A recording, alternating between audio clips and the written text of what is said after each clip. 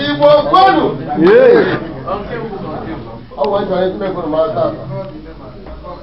You know, you dinner after. Oh, you bought it, see what it's dinner after. Now we have the men. G, Adam come, I'll go.